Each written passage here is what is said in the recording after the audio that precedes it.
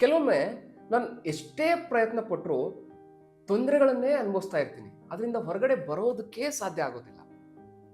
ಅದು ಏನಕ್ಕೆ ಹಾಗಾಗತ್ತೆ ಅನ್ನೋದ್ರ ಬಗ್ಗೆ ಇವತ್ತು ಚರ್ಚೆ ಮಾಡ್ತಾ ಹೋಗೋಣ. ಇವಾಗ ಒಂದು ಸಮಸ್ಯೆ ನಿಮಗೆ ಕಾಡ್ತಾ ಇದೆ ಅಂತ ಹೇಳಿ ಆಲೋಚನೆ ಮಾಡಿ. ಆ ಸಮಸ್ಯೆ ಬಂದಿದೆ ಅಂತ ಅಂದಾಗ ನಮ್ಮ ಮನಸ್ಸು ಯಾವ ರೀತಿ ಇರುತ್ತೆ? ನಿಮ್ಮ ಒಂದು ಆಲೋಚನೆಗಳು ಈ ರೀತಿ ಇದ್ರೆ, ನನಗೆ ಏನಕ್ಕೆ ಈ ಒಂದು ಸಮಸ್ಯೆ ಬಂತು, ಈ ಒಂದು ಪರಿಸ್ಥಿತಿ ಏರ್ಪಟ್ಟಿರೋದಕ್ಕೆ ಯಾರು ಕಾರಣ, ಅವರು ಈ ಒಂದು ಸಂದರ್ಭದಲ್ಲಿ ಯಾಕೆ ಆ ರೀತಿ ಬಿಹೇವ್ ಮಾಡಿದ್ರು ಅನ್ನೋದ್ರ ಬಗ್ಗೆ ನೀವು ಆಲೋಚನೆ ಮಾಡ್ತಾ ಹೋದ್ರಿ.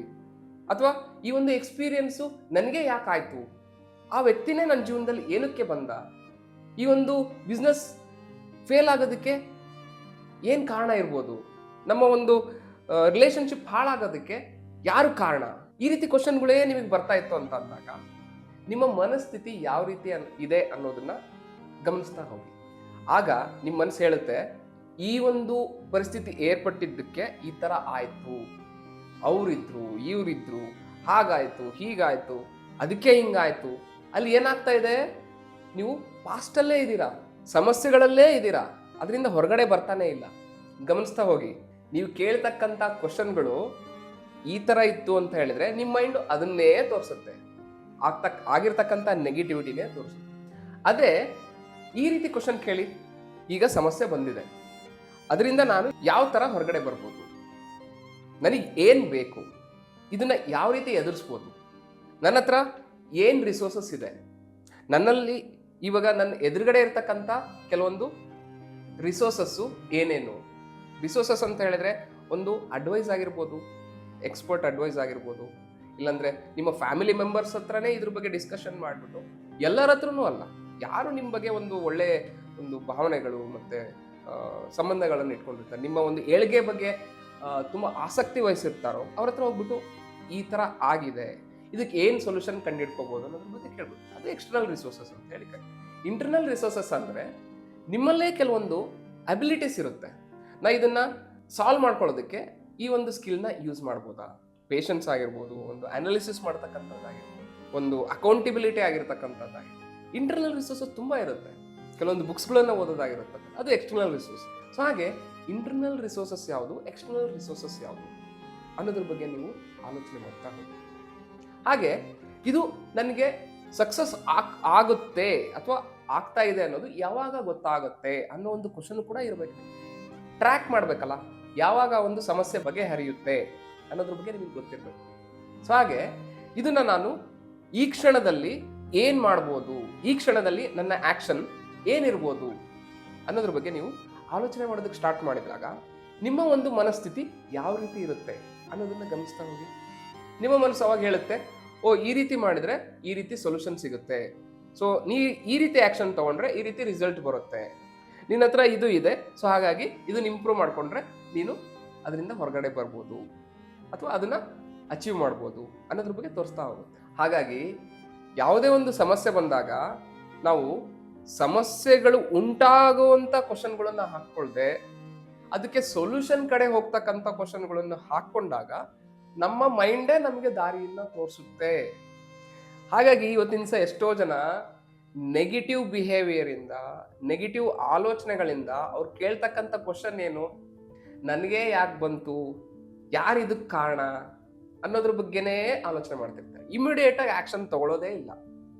ಅದರಲ್ಲೇ 1 ದಿವಸ 2 ದಿವಸ ತಿಂಗಳಾನುಗಟ್ಲೆ ವರ್ಷಾನುಗಟ್ಲೆ ಆ ಸಮಸ್ಯೆಯಲ್ಲೇ ಬೆಳೀತಾ ಇರ್ತಾರೆ. ಹಾಗಾಗಿ ಅವರು ಸಕ್ಸಸ್ಫುಲ್ ಆಗೋದಕ್ಕೆ ಸಾಧ್ಯ ಇಲ್ಲ. ನೀವು ಸಕ್ಸಸ್ ಆಗಬೇಕು ಅಂತ ಹೇಳಿದ್ರೆ ನೀವು ನಿಮ್ಮಲ್ಲಿ ಹಾಕ್ಕೊಳ್ತಕ್ಕಂಥ ಕ್ವಶನ್ಸು, ಅಂದರೆ ನಿಮಗೆ ನೀವು ಏನು ಮಾತಾಡ್ತಾ ಇದ್ದೀರಾ. ನಾನು ಇದ್ರ ಬಗ್ಗೆ ಹೆಚ್ಚಾಗಿ ಹೇಗೆ ಕಲಿತೆ ಅಂತ ಹೇಳಿದ್ರೆ NLP, ನ್ಯೂರೋ ಲಿಂಗ್ವಿಸ್ಟಿಕ್ ಪ್ರೋಗ್ರಾಮಿಂಗ್ ಅನ್ನೋದನ್ನ ತಿಳ್ಕೊಳ್ತಾ ಹೋದಾಗ ಅಲ್ಲಿ ಗೊತ್ತಾಗ್ತಾ ಹೋಯ್ತು. ಆ ನ್ಯೂರೋ ಲಿಂಗ್ವಿಸ್ಟಿಕ್ ಅಂದರೆ ನಮ್ಮ ಒಂದು ನರಮಂಡಲ, ನಮಗೆ ಬ್ರೈನ್ ಅನ್ನೋದಿದೆ, ಅಲ್ಲಿ ಎಷ್ಟೋ ಬಿಲಿಯನ್ಸ್ ಟುಗೆದರ್ ಸೆಲ್ಸ್ ಇದೆ, ನ್ಯೂರಾನ್ಸ್ ಕನೆಕ್ಟ್ ಆಗಿದೆ. ಲ್ಯಾಂಗ್ವೇಜ್ ಮುಖಾಂತರ, ಲ್ಯಾಂಗ್ವೇಜ್ ಮೊಡ್ಯಾಲಿಟಿ ಮುಖಾಂತರ, ನಾವು ಮಾತಾಡ್ತಕ್ಕಂಥ ಒಂದು ಭಾಷೆಯ ಮುಖಾಂತರ ನಮ್ಮ ಮನಸ್ಸಿಗೆ ನಾವು ಸಿಗ್ನಲ್ಸ್ನ ಕಳಿಸ್ತಾ ಇರ್ತೀವಿ. ಅಲ್ಲಿ ಒಂದು ಪರಿಣಾಮ ಬೀರ್ತಾ ಇರುತ್ತೆ. ನೀವು ಕೇವಲ ಹೊರಗಡೆ ಬೇರೆಯವ್ರ ಜೊತೆಗೆ ಮಾತಾಡೋದು ಒಂದೇ ಅಲ್ಲ, ನಿಮ್ಮ ಮನಸ್ಸಿಗೆ ನೀವು ಏನ್ ಮಾತಾಡ್ತಾ ಇದ್ದೀರಾ. ನೀವು ಒಬ್ಬರೇ ಇದ್ದಾಗ ಇದನ್ನ ಗಮನಿಸ್ತಾ ಹೋಗಿ ಗೊತ್ತಾಗತ್ತೆ. ನಿಮ್ಮ ಮನಸ್ಸು ಮಾತಾಡ್ತಾನೆ ಇರುತ್ತೆ, ಗಮನಿಸಿ. ಒಬ್ರೆ ಕುತ್ಕೊಂಡ್ಬಿಟ್ಟು ಒಂದ್ ಹತ್ರ ಹೋಗಿ ಆರಾಮಾಗಿ ಕುತ್ಕೊಂಡ್ಬಿಟ್ಟು ಕೇವಲ ಗಮನಿಸಿ. ಯಾವುದೇ ಒಂದು ಸಂದರ್ಭದ ಬಗ್ಗೆ, ಯಾವುದೇ ಒಂದು ಇನ್ಸಿಡೆಂಟ್ ಬಗ್ಗೆ ನಿಮ್ಮ ಮನಸ್ಸು ಏನ್ ಹೇಳುತ್ತೆ ಅನ್ನೋದನ್ನ ಗಮನಿಸಿ. ಗಮನಿಸಿದಾಗ ನಿಮಗೆ ಗೊತ್ತಾಗತ್ತೆ ನೆಗೆಟಿವೇ ಬರ್ತಾ ಇದ್ದೇನಾ ಅಥವಾ ಸೊಲ್ಯೂಷನ್ ಕಡೆ ಹೋಗ್ತಾ ಇದ್ದೇನಾ. ಅದು ನಿಮ್ಮ ಕೈಯಲ್ಲಿದೆನಾ? ನಿಮ್ಮ ಮನಸ್ಸನ್ನ ನೀವು ಕಂಟ್ರೋಲ್ ಮಾಡ್ಬೋದಾ? ಸೊ ಹಾಗಾಗಿ ನಿಮ್ಮ ಮನಸ್ಸನ್ನ ನೀವು ಹೇಗೆ ಅರ್ಥ ಮಾಡ್ಕೋಬಹುದು, ಅರ್ಥ ಮಾಡ್ಕೊಂಡಾಗ ನನ್ನಲ್ಲಿ ಏನ್ ಚೇಂಜಸ್ ಆಗುತ್ತೆ ಅನ್ನೋದ್ರ ಬಗ್ಗೆ ನಿಮಗೆ ಗೊತ್ತಾಗ್ಬೇಕು.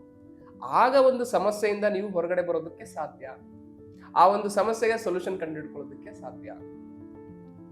ನಿಮ್ಮ ಇಂಟರ್ನಲ್ ಲ್ಯಾಂಗ್ವೇಜ್ ಪ್ಯಾಟರ್ನ್ ಯಾವ ರೀತಿ ಇದೆ, ಅದು ಯಾವ ರೀತಿ ಡೆವಲಪ್ ಆಗ್ತಾ ಇದೆ, ಯಾವ ರೀತಿ ನಾನು ಪ್ರೋಗ್ರಾಮ್ ಮಾಡ್ತಾ ಇದ್ದೀನಿ, ಇದು ಯಾವಾಗೋ ಒಂದು ಟೈಮ್ ಆಗ್ತಕ್ಕಂಥ ಒಂದು ಇನ್ಸಿಡೆಂಟ್ ಅಲ್ಲ. ಈ ಒಂದು ಪ್ರೋಗ್ರಾಮಿಂಗ್ ಅನ್ನೋದು ಪ್ರತಿದಿನ ಪ್ರತಿ ಕ್ಷಣ ಆ ಪ್ರೋಗ್ರಾಮಿಂಗ್ ಅನ್ನೋದು ಆಗ್ತಾನೇ ಇರುತ್ತೆ. ಸೊ ಹಾಗಾಗಿ ನಾವು ಮೈಂಡ್ ಬಗ್ಗೆ ಕಲಿಯೋದಕ್ಕೆ ಸ್ಟಾರ್ಟ್ ಮಾಡಿದಾಗಿಂದ, ಈ ಒಂದು ವಿಚಾರನ ಅರ್ಥ ಮಾಡ್ಕೊಂಡಾಗಿಂದ ನನ್ನ ಒಂದು ನೋಡುವಂಥ ದೃಷ್ಟಿ ಅಥವಾ ಅರ್ಥ ಮಾಡ್ಕೊಳ್ತಕ್ಕಂಥ ದೃಷ್ಟಿ ತುಂಬಾ ಚೆನ್ನಾಗಿದೆ ಅಂತ ಹೇಳಿ ಅನ್ಬೋದು ಆಕ್ಚುಲಿ. ಯಾಕಂದ್ರೆ ನನ್ನ ಬಗ್ಗೆ ನಾನು ತಿಳ್ಕೊತಾ ಹೋದಾಗ ನನಗೆ ಎಷ್ಟು ಖುಷಿ ಆಗ್ತಾ ಹೋಯ್ತು. ಸಮಸ್ಯೆಗಳನ್ನ ಈಸಿಯಾಗಿ ಬಗೆಹರಿಸೋದ್ರ ಬಗ್ಗೆ ನಾನು ಆಲೋಚನೆ ಮಾಡೋದಕ್ಕೆ ಸ್ಟಾರ್ಟ್ ಮಾಡ್ತಾ ಇದ್ದೆ. ಸೊ ಹಾಗಾಗಿ ನಾ ಇಲ್ಲಿ ಹೇಳೋದಕ್ಕೆ ಏನು ಇಷ್ಟಪಡ್ತೀನಿ ಅಂತ ಹೇಳಿದ್ರೆ, ಯಾವುದೇ ಒಂದು ಸಮಸ್ಯೆ ಎದುರಾಗ್ತಾ ಇದೆ ಅಥವಾ ಎದುರಾಗಿದೆ ಅಂತ ಅಂದ್ರೆ ಅದಕ್ಕೆ ಸೊಲ್ಯೂಷನ್ ಕೂಡ ನಿಮ್ಮಲ್ಲೇ ಇದೆ ಅನ್ನೋದನ್ನ ನೀವು ಇಲ್ಲಿ ಅರ್ಥ ಮಾಡ್ಕೋಬೇಕು. ಹಾಯ್, ನನ್ನ ಹೆಸರು ಹರೀಶ್ ಚೇಡರ್. ನಾನು NLPನ ಸ್ಟಡಿ ಮಾಡ್ತಾ ಹೋದಾಗ ನನಗೆ ಗೊತ್ತಾಗಿದ್ದೇನು ಅಂತ ಹೇಳಿದ್ರೆ, ನಮ್ಮ ಒಂದು ನ್ಯೂರಾನ್ಸ್ ಈ ಒಂದು ಬ್ರೈನ್ ಪ್ರೊಸೆಸಿಂಗ್ ಮುಖಾಂತರ, ನಾವು ಲ್ಯಾಂಗ್ವೇಜ್ ಮೊಡ್ಯಾಲಿಟಿ ಮುಖಾಂತರ, ಪ್ರೋಗ್ರಾಮ್ ಮಾಡೋದ್ರ ಮುಖಾಂತರ ನಮ್ಮ ಒಂದು ಜೀವನವನ್ನು ನಾವು ಅರ್ಥ ಮಾಡ್ಕೋಬೋದು, ಸಮಸ್ಯೆಗಳಿಗೆ ಸೊಲ್ಯೂಷನ್ ಕಂಡುಹಿಡ್ಕೋಬೋದು ಅನ್ನೋದು ಗೊತ್ತಾಗ್ತದೆ. ಹಾಗಾಗಿ ಸೋಮವಾರದಿಂದ ಶುಕ್ರವಾರದವರೆಗೂ 2 ರಿಂದ 3 ಗಂಟೆ, ಮಧ್ಯಾಹ್ನ 2 ರಿಂದ 3 ಗಂಟೆ ಆ ಒಂದು 1 ಅವರ್ ಸ್ಲಾಟಲ್ಲಿ ನಿಮಗೆ ಯಾವುದೇ ರೀತಿಯಾಗಿರ್ತಕ್ಕಂಥ ಸಮಸ್ಯೆ ಅಂತ ಹೇಳಿದ್ರೆ, ಒಂದು ಎಮೋಷನಲ್ ಟ್ರಿಗರ್ಸ್ ಅಂತ ಹೇಳಿ ಕರಿತೀವಿ, ಅದು ಇನ್ನೊಂದು ರಿಲೇಷನ್ಶಿಪ್ ಇಶ್ಯೂಸ್ ಆಗಿರ್ಬೋದು, ಅಥವಾ ನಿಮ್ಮ ಮೈಂಡ್ ಬಗ್ಗೆ ನೀವು ತಿಳ್ಕೋಬೇಕು, ಅದನ್ನ ನನ್ನ ಕಂಟ್ರೋಲಲ್ಲೇ ಬರ್ತಾ ಇಲ್ಲ, ನನ್ನ ಮೈಂಡು ಕರಿಯರಲ್ಲಿ ಸಕ್ಸಸ್ ಫೋಕಸ್ ಮಾಡೋದಕ್ಕೆ ಆಗ್ತಾ ಇಲ್ಲ, ಅಥವಾ ರಿಲೇಷನ್ಶಿಪ್ ಅಥವಾ ಫ್ಯಾಮಿಲಿಯಲ್ಲಿ ನನ್ನ ಒಂದು ಸಂಬಂಧಗಳು ಚೆನ್ನಾಗಿಲ್ಲ, ಅದರಿಂದ ನಾನು ಯಾವ ರೀತಿ ತಿಳ್ಕೋಬೇಕು, ಯಾವ ರೀತಿ ನಾನು ಸಕ್ಸಸ್ಫುಲ್ ಆಗಿರ್ತಕ್ಕಂಥ ಒಂದು ಪಾತ್ನ ಬಿಲ್ಡ್ ಮಾಡಬೇಕು ಅನ್ನೋದ್ರ ಬಗ್ಗೆ ನಿಮಗೆ ಆಸಕ್ತಿ ಇತ್ತು ಅನ್ನೋದಾದ್ರೆ, ಅಂಥ ವ್ಯಕ್ತಿಗಳಿಗೆ ಪ್ರತಿದಿನ 2 ರಿಂದ 3 ಆ ಒಂದು ಸಮಯದಲ್ಲಿ ಅದರ ರೂಟ್ ಕಾಸ್ನ ಐಡೆಂಟಿಫೈ ಮಾಡೋದು ಹೇಗೆ ಅಂತ ಹೇಳ್ಬಿಟ್ಟು ನಾನು ಹೇಳ್ಕೊಡ್ತೀನಿ. ಆ ಒಂದು ಸ್ಲಾಟ್ನ ನೀವು ಬುಕ್ ಮಾಡ್ಕೋಬೇಕು ಅಂತ ಹೇಳಿದ್ರೆ ಅದರ ಒಂದು ಲಿಂಕು ಈ ಯೂಟ್ಯೂಬ್ ಡಿಸ್ಕ್ರಿಪ್ಷನ್ ಒಳಗಡೆ ಸಿಗುತ್ತೆ. ಅಲ್ಲಿ ಹೋಗ್ಬಿಟ್ಟು ರಿಜಿಸ್ಟ್ರೇಷನ್ ಮಾಡೋದ್ರ ಮುಖಾಂತರ ನೀವೊಂದು ಆ ಸ್ಲಾಟ್ನ ಬುಕ್ ಮಾಡ್ಕೋಬಹುದು. Thank you.